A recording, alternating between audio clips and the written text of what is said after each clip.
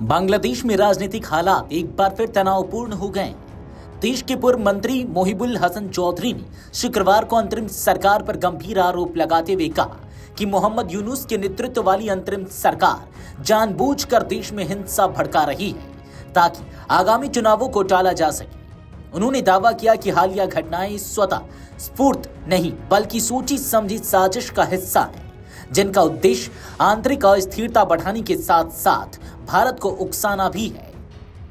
चौधरी के ये आरोप ऐसे समय सामने आए हैं जब छात्र नेता शरीफ उस्मान हादी की मौत के बाद बांग्लादेश के कई हिस्सों में हिंसक प्रदर्शन, आगजनी और तोड़फोड़ देखने को मिली है। राजधानी ढाका में हालात सबसे ज्यादा गंभीर बताए जा रहे हैं, जहां रात भर प्रदर्शन हुए और 2 प्रमुख अखबारों के कार्यालयों को आग के हवाले कर दिया गया।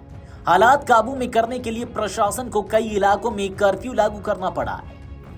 मीडिया से बातचीत में पूर्व शिक्षा मंत्री मोहिबुल हसन चौधरी ने आरोप लगाया कि भारत के उप उच्चायुक्त के आवास पर हमला पूर्व नियोजित और राज्य प्रायोजित था। उनके मुताबिक इसका मकसद भारत को किसी प्रतिक्रिया के लिए मजबूर करना और फिर हालात को अंतर्राष्ट्रीय स्तर पर भुनाना था। उन्होंने कहा कि विदेशी मशीनों को निशाना बनाकर संकट को अंतर्राष्ट्रीय रंग देने की कोशिश की जा रही है।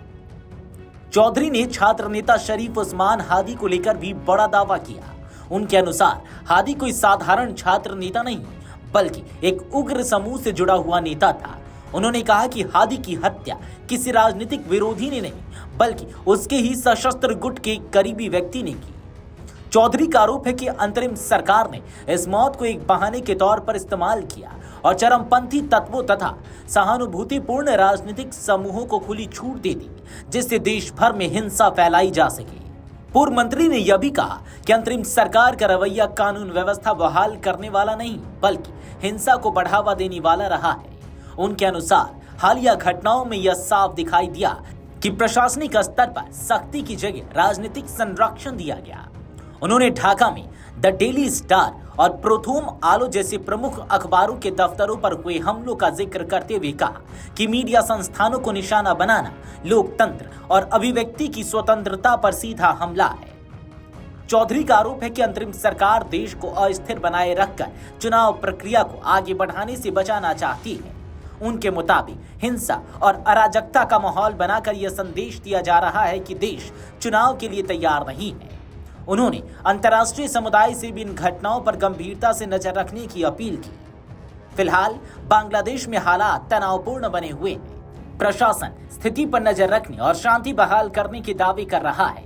वहीं विपक्षी खेमे की ओर से अंतरिम सरकार पर हिंसा को राजनीतिक हथियार बनाने के आरोप लगातार तेज हो रहे हैं। आने वाले दिनों में यह देखना अहम होगा कि सरकार इन आरोपों पर क्या प्रतिक्रिया देती है और क्या देश में हालात सामान्य हो पाते हैं।